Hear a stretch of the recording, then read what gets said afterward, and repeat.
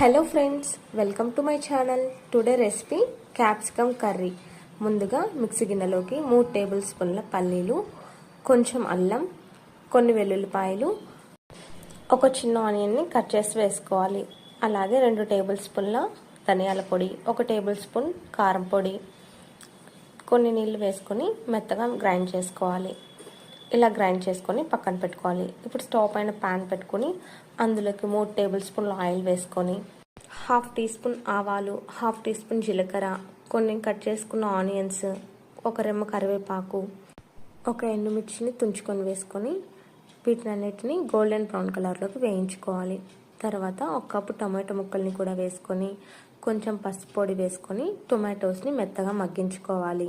ఇలా టొమాటోస్ మగ్గిన తర్వాత ఇందులోకి మనం ముందుగా గ్రైండ్ చేసి పెట్టుకున్న మసాలా పేస్ట్ని వేసుకోవాలి.